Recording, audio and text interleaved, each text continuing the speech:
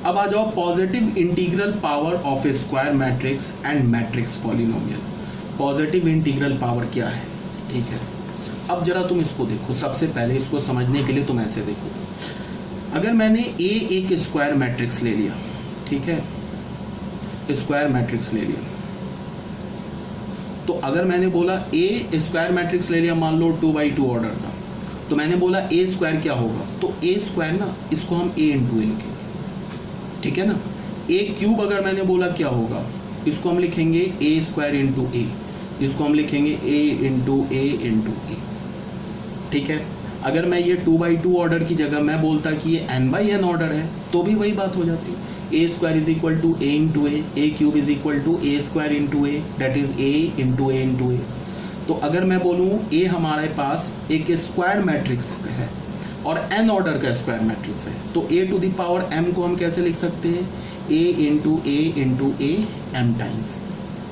लेकिन एक बात सुनो, स्क्वायर मैट्रिक्स होना चाहिए, तभी हम ऐसा काम कर सकते हैं, पॉजिटिव इंटीग्रल पावर डिफाइन कर सकते हैं। अगर a हमारा स्क्वायर मैट्रिक्स नहीं है, तब हम उस मैट्रिक्स का इंटीग्रल पावर डिफाइन नहीं कर सकते।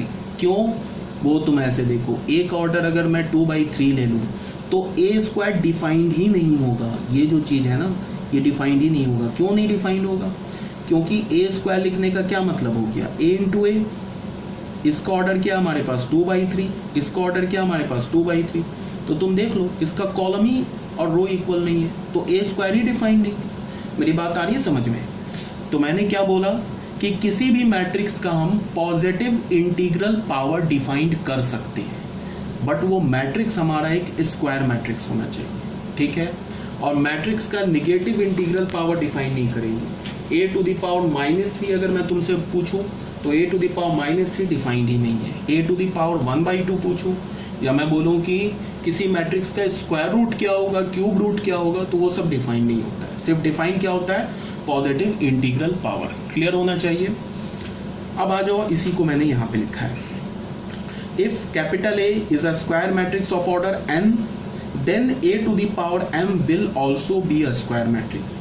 अगर ए हमारा एक स्क्वायर मैट्रिक्स है n ऑर्डर का, तो A to the power m जो होगा ना, वो भी n ऑर्डर का ही स्क्वायर मैट्रिक्स होगा। और उसको हम डिफाइन कैसे करेंगे, a to the power m is equal to a into A m times. Clear होना चाहिए। जैसे यहाँ पे हमने किया ना, यहाँ पे देखो, जैसे यहाँ पे हमने ए स्क्वायर लिया था ना, तो इस ए स्क्वायर जो आएगा, इसको तुम मल्टीप्लाई करोगे। जैसे तुम एग्जांपल देख लो, एक एग्जांपल ही दिखा देता हूँ। जैसे तुम देखो, एक हमने ना लिया ए मैट्रिक्स, मान लो ले लिया 1 2 3 4, ये 2/2 ऑर्डर का है, तो इसका ए टू द पावर 2 भी डिफाइंड होगा, a to the power 3 4 5, a to the power 0 भी डिफाइंड होगा। ए टू द पावर 0 मैं बोलूँ तो इसका क्या मतलब होगा, ये एक आइडेंटिटी मैट्रिक्स होगा 2/2 ऑर्डर का। अगर हमारे पास एक ए मैट्रिक्स है जिसका ऑर्डर क्या हमारे पास n/n ऑर्डर है, ठीक है, तो अगर मैं बोलूँ ए टू द पावर 0 क्या होगा, तो एक आइडेंटिटी मैट्रिक्स हो जाएगा n/n ऑर्डर, ठीक है। अब अगर मैं बोलूँ ए स्क्वायर क्या होगा, तो ए स्क्वायर क्या होगा, यहाँ पे 1 2 3 4, और इसको मल्टीप्लाई कर देंगे 1 2 3 4। अब मल्टीप्लीकेशन तो ऑलरेडी मैं डिस्कस कर चुका हूँ, तो पहला रो लिया तो क्या हो जाएगा, ये 1 + 6 7 हो जाएगा, फर्स्ट रो सेकंड कॉलम। ये क्या हो जाएगा, 2 + 8 10 हो जाएगा, सेकंड रो फर्स्ट कॉलम 3 + 12, 3 + 12 क्या हो जाएगा, 15 हो गया। उसके बाद क्या होगा, 6 + 16 22 हो गया। तो ये भी तो ऑर्डर 2/2 ही आ गया ना। तो ये हमारा मैट्रिक्स क्या हो गया, ए स्क्वायर। क्लियर है ना। अगर ये ए मैट्रिक्स है तो ये वाला हमारा मैट्रिक्स क्या हो गया, ए स्क्वायर। यहाँ तक बात क्लियर है।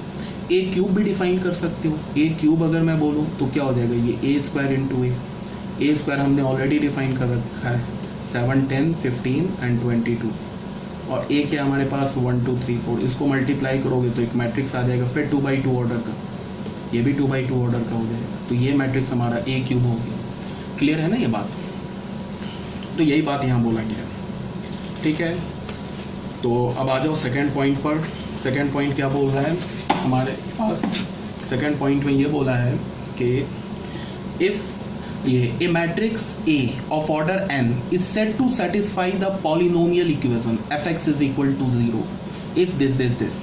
ठीक है, मतलब क्या है समझो इसको। सबसे पहले क्या है कि तुम इसको ऐसे समझो,